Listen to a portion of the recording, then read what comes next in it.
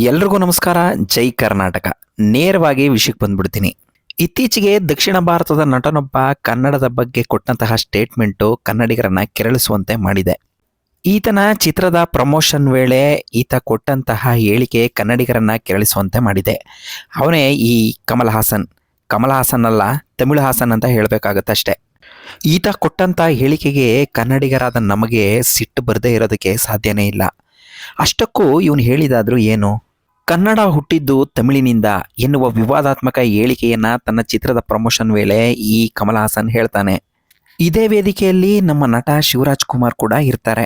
2000 ವರ್ಷಗಳಷ್ಟು ಇತಿಹಾಸ ಇರೋ ನಮ್ಮ ಕನ್ನಡ ಭಾಷೆನ ತಮಿಳಿನಿಂದ ಹುಟ್ಟಿದ್ದು ಎನ್ನುವ ಸ್ಟೇಟ್ಮೆಂಟ್ ಅನ್ನ ಈ ತಮಿಳು ಹಾಸನ್, ಮಿಸ್ಟರ್ ತಮಿಳು ಹಾಸನ್ ವೇದಿಕೆಯ ಮೇಲೆ ಹೇಳ್ತಾನೆ.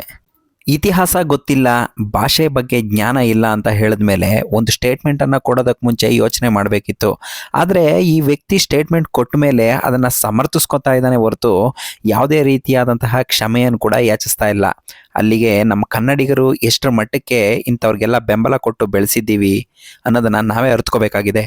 ಕನ್ನಡಿಗರ ಭಾವನೆಗಳಿಗೆ ಧಕ್ಕೆ ತರುವಂತಹ ಹೇಳಿಕೆ. ಇತಿಹಾಸ ತಿಳಿಯದ ಈ ಅವಿವೇಕಿ ಕನ್ನಡದ ಬಗ್ಗೆ ಮಾತಾಡ್ತಾನೆ. ತನ್ನ ತಪ್ಪಿನ ಅರಿವಿದ್ರೂ ಕೂಡ ಕ್ಷಮೆ ಯಾಚಿಸೋದಕ್ಕೆ ಮೊಂಡು ವಾದವನ್ನ ಮಾಡ್ತಾನೆ.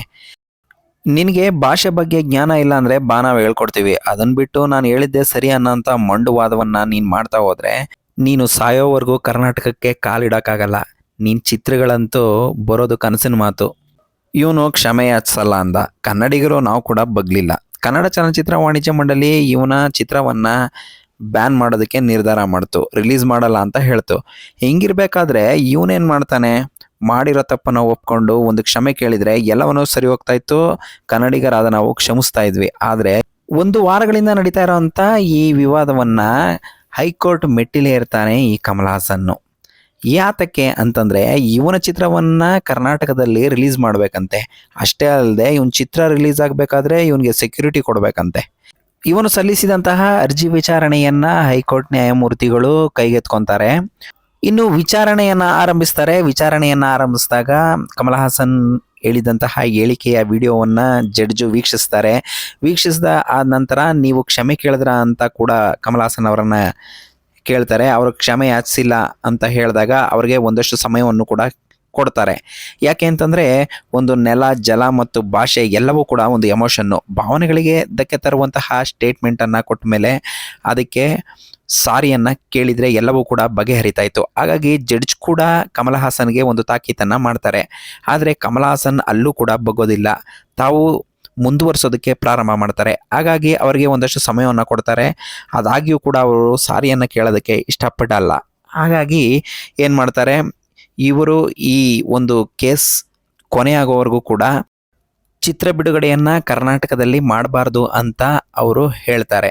ಹಾಗಾಗಿ ಇಷ್ಟಾದರೂ ಕೂಡ ಕಮಲ್ ಹಾಸನ್ಗೆ ಮಾಡಿದಂತಹ ತಪ್ಪಿಗೆ ಒಂದು ಸಾರಿ ಕೇಳುವಂತಹ ಸೌಜನ್ಯ ಕೂಡ ಇಲ್ಲ. ಹಾಗಾಗಿ ಇಂಥವ್ರನ್ನ ನಾವು ಏನಕ್ಕೆ ಬೆಳೆಸಬೇಕು? ವಾಕ್ ಸ್ವಾತಂತ್ರ್ಯ ಇದೆ ಅಂತ ಏನೆಲ್ಲ ಬಾಯಿಗೆ ಬಂದಂಗೆಲ್ಲ ಮಾತಾಡೋದು ಎಷ್ಟು ಸರಿ? ನಮ್ಮ ಕರ್ನಾಟಕದಲ್ಲಿ ಎಲ್ಲ ಭಾಷೆಯ ಚಲನಚಿತ್ರಗಳು ಕೂಡ ಬಿಡುಗಡೆಯಾಗುತ್ತೆ. ಭಾಷೆಯ ಗಡಿ ನಮ್ಮ ಕನ್ನಡಿಗರಿಗಿಲ್ಲ. ಹಾಗಾಗಿ ನಾವು ಎಲ್ಲರನ್ನ ಸ್ವಾಗತ ಮಾಡ್ತೀವಿ. ಅಲ್ಲ ಸ್ವಾಮಿ, ಎಷ್ಟು ಅಂತ ಸಹಿಸ್ಕೊಳ್ಳೋದು? ಇವ್ನು ನೋಡಿದ್ರೆ ಕನ್ನಡದ ಬಗ್ಗೆ ಮಾತಾಡ್ತಾನೆ, ಇನ್ನು ಅವನು ಸೋನು ನಿಗಮ್ ಕನ್ನಡ ಹಾಡು ಅಂತಂದರೆ ಉಗ್ರಗಾಮಿಗಳಿಗೆ ಹೋಲಿಸ್ತಾನೆ. ಇನ್ನು ಅದು ಯಾವಳ ದಕ್ಷಿಣ ಭಾರತದವಳು ನಮ್ಮ ಆಟೋ ಡ್ರೈವರ್ಗೆ ಚಪ್ಪಲಿ ಹೊಡಿತಾಳೆ. ಏನು ನಡೀತಿದೆ ನಮ್ಮ ಕರ್ನಾಟಕದಲ್ಲಿ? ಅಲ್ಲ, ಇವನು ಮಾಡಿರೋ ತಪ್ಪಿಗೆ ಕ್ಷಮೆ ಕೇಳೋದಕ್ಕೆ ಇವನು ಇಷ್ಟು ಮೊಂಡತನ ಮಾಡ್ತಾನೆ ಅಂತಂದರೆ ಇವನ ಚಿತ್ರಗಳನ್ನು ನಾವು ಯಾಕೆ ಸ್ವಾಮಿ ನೋಡಬೇಕು? ಇವನು ಏನಕ್ಕೆ ನಾವು ಕರ್ನಾಟಕಕ್ಕೆ ಸೇರಿಸ್ಬೇಕು? ಇವನ ಚಿತ್ರ ಬಿಡುಗಡೆ ಮಾಡ್ತಾ ಇಲ್ಲ ಕರ್ನಾಟಕದಲ್ಲಿ ಅಂತ ಇವನು ಹೈಕೋರ್ಟ್ಗೆ ಹೋಗಿ ಅರ್ಜಿಯನ್ನು ಹಾಕ್ತಾನೆ ಅಂತಂದರೆ ಇವನಿಗೆ ಎಷ್ಟು ಸೊಕ್ಕಿರಬೇಕು ಸ್ವಾಮಿ ಇವನಿಗೆ. ಇವನ ಚಿತ್ರಗಳನ್ನು ನಾವು ನೋಡಬೇಕಾ? ಇಂಥವ್ರಿಗೆಲ್ಲ ನಾವು ಸಪೋರ್ಟ್ ಮಾಡಬೇಕಾ?